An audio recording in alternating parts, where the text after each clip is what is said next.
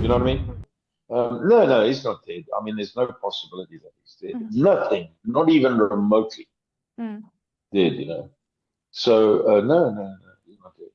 And, you'd have to be really thick to think he's dead. Okay, but what is maybe more interesting is that at the recent Epstein hearing, where the footage from the deposition leaked, Bill Clinton, Mr. Clinton, featured throughout the Epstein files, Mr. Deep State himself is no longer convinced. No. And you'd have to be really sick to think he's dead. That's what Errol Musk said, the father of Elon Musk, and he's not alone. Bill Clinton just finally admitted what we all knew. This is... Mr. President, what did you accept? That he killed himself or that he did not? That he did, but I don't know. Yes, sir. Thank you, Mr. President. We don't, none of us know. The other thing, of course, which has totally gripped America and the whole world is the increasing weirdness around the Jeffrey Epstein scandal. And overnight, Elon Musk's dad, Errol Musk, has joined the growing chorus of folk, which of course includes Katie Hopkins, who say you are absolutely crazy if you believe that Jeffrey Epstein is dead. The suggestion is that he could now be in Israel because he was... The former president of the United States was asked point blank, "Do you believe Jeffrey Epstein killed himself?" Watch what came out of his mouth. Mr. President, what did you accept? That he killed himself or that he did not? That he did, but I don't know. Yes, sir. Thank you, Mr. President. None of us know. None of us know. He said he accepted it in his own mind. But then he said, "I don't know." Twice. You see it, don't you? The man who flew on Epstein's plane dozens of times. The man the files call out by name. He's finally cracking. He's finally letting the mask slip. That Epstein took his own life. Watch. I'd like to ask you personally and directly, do you believe that Jeffrey Epstein killed himself? Are you asking him to speculate on how Mr. Epstein died? I'm asking what the president thinks of... So you're asking his opinion? Mr. President, was your friend Jeffrey Epstein suicidal? Are you classifying him as a friend who he has testified that he was friendly? He has called him a friend in a letter. He said he was friendly, but not. You've asked for his testimony. Mr. President, do you believe that Jeffrey Epstein was suicidal? Do you know? Was he ever She's asking for the suicidal? best of your I understanding. don't know. I only know what the medical finding was. I think maybe That's it. he finally got caught, and I don't know. I've accepted it in my own mind. I don't know what happened. Mr. President, what did you accept? That he killed himself or that he did not? That he did, but I don't know. Yes, sir. Thank you, Neither do Mr. you. President. And you know just like I know, this changes everything. Let me take you back to that prison cell, the Metropolitan Correctional Center in New York, August 10th, 2019, the day Jeffrey Epstein was supposed to face justice. But something happened that night, something they don't want you to know. The cameras went off. Every single camera in that unit. Epstein is not dead. There's no doubt about that. And recently, they switched off all the cameras, and all the recording, and then the guards went and slept and all that kind of stuff. No, he was, and some guards came now and said he was swapped out the night before. And a dead body was brought in his place. You know what I mean? No, he's not dead. I mean, there's no possibility that he's dead. Nothing, not even remotely dead, So, no, he's not dead. And, you'd have to be really thick to think he's dead. Okay, but what is maybe more interesting is that at the recent Epstein hearing, where the footage from the deposition leaked, Bill Clinton, Mr. Clinton, featured throughout the Epstein files, Mr. Deep State himself is no longer convinced. They don't want you to know that. The guards fell asleep, both of them, at the same time for 3 hours. His cellmate was moved out days earlier for no reason. And then the body appeared, hanging, broken neck. But here's what haunts everyone who actually reads the files. The autopsy showed a hyoid bone fracture. That happens in homicidal strangulation 90% of the time. Hanging? Almost never. You know what I'm talking about. You felt it in your gut since day one. This wasn't a suicide. This was a removal. And now Bill Clinton just told you the same thing without saying the words. None of us know. So, Liz Truss, let me just ask you the question. Is Jeffrey Epstein actually alive? I doubt it. Do you think he killed himself or was he taken out? I'm not going to speculate on this. I really know very little about it. What's your gut feeling? I don't have a gut feeling about it. Do you think that the Epstein files should have been released in full by the Trump administration? Because what has been so interesting to me is to see the changing approach from the administration. And it was quite a bombshell the other night when Melania Trump came out and said, actually, we've got nothing to hide. They want you to believe a man watched by the entire world just vanished himself? A man with enough dirt to bring down half of Washington. A man who flew with princes, presidents, and power brokers.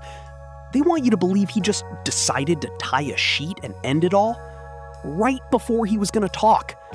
Right before the depositions were going public. You're smarter than that. We're all smarter than that. And here's where it gets darker. Much darker. Errol Musk didn't just say Epstein is alive. He said the body was swapped. A dead body brought in the night before. Epstein walked out. And where did he go? The whispers you've heard are real. Israel. Mossad. They don't want you to know that Epstein had ties to Israeli intelligence stretching back decades. His former employee, a man named Steve Hoffenberg, went on record years ago. He said Epstein was a Mossad asset, a honey trap operator. They don't want you to know that. And if he's in Israel right now, protected by a foreign government, then what does that say about our justice system? What does that say about the men who let him go? Let me ask you something. Do you remember the footage from the deposition that leaked? The one where Bill Clinton gets asked about his friendship with Epstein? He squirmed. He said they were just friendly, not friends. But the files tell a different story. Flight logs show Clinton flew on the Lolita Express 26 times. 26! No Secret Service, no aides. Just Clinton, Epstein, and those young girls. They don't want you to look at those logs. They want you to focus on the word alleged. But we're not using that word here because we saw the documents. We read the testimony. One victim testified that Epstein told her Clinton likes them young. Another witness said she saw Clinton on the island, on Little St. James, that place they call Orgy Island, the place with the temple, the place with the underground structures. You've seen the pictures. You know what I'm talking about. And now the same man is standing in front of a camera saying he doesn't know if Epstein is dead? He accepted it, but he doesn't know. Best of your understanding. I don't know. I only know what the medical finding was. I think maybe That's it. he finally got caught, and I don't know. I've accepted it in my own mind. I don't know what happened. Mr. President, what did you accept? That he killed himself or that he did not? That he did, but I don't know. Yes, sir. Thank you, Neither do Mr. you. President. He thinks maybe that's it, but he doesn't know. This is a man who had access to every intelligence briefing, every secret, every back channel, and he's telling you he doesn't know. You know, just like I know, that's a lie. He knows. He's always known. And now he's scared because the Epstein files are still coming. The ones the Trump administration didn't release fully, the ones Melania Trump just said should be opened.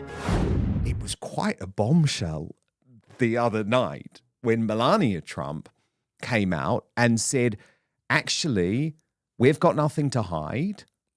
Epstein didn't set us up. We were never friends. I mean, personally, Liz, I wish she'd said all of this months and months ago before a lot of the rumors were spread. But she is now even calling for the Epstein victims to be allowed to give testimony to the Congress.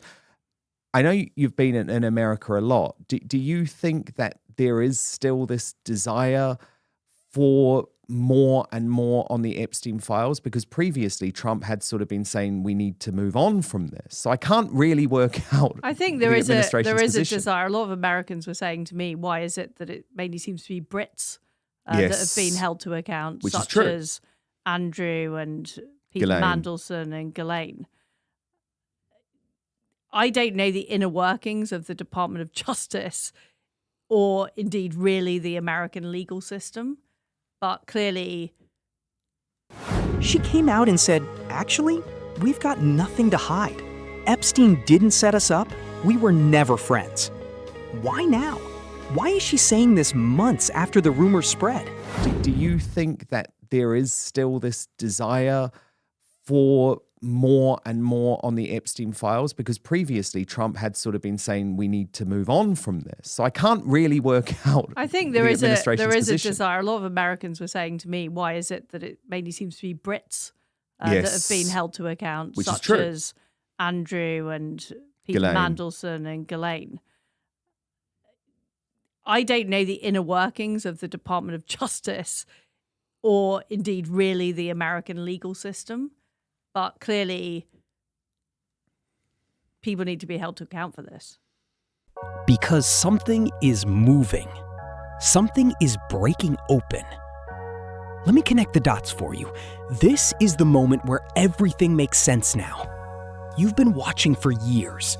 The pedophile rings, the elite parties, the island, the blackmail, the ritualistic abuse that they try to call something else. You've seen the names: Prince Andrew, Alan Dershowitz, Les Wexner, Bill Gates, and now, Bill Clinton. One by one, they're all connected. But nobody goes to jail. Nobody faces justice. Why? Because the deep state protects its own. Because the FBI was warned about Epstein in 2005. They had a case, they had victims, they had evidence, and they did nothing. They cut a deal, a sweetheart deal that let Epstein serve 13 months in a private wing, work release 6 days a week.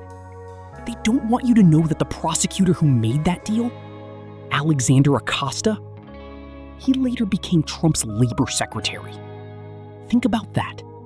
The man who let Epstein walk was promoted. That's not justice. That's a protection racket. And now we have Bill Clinton, the ultimate insider, the man the deep state has shielded for decades, finally admitting he doesn't buy the official story. That's the crack in the dam. That's the moment the legend starts to crumble. Because if Clinton knows Epstein didn't kill himself,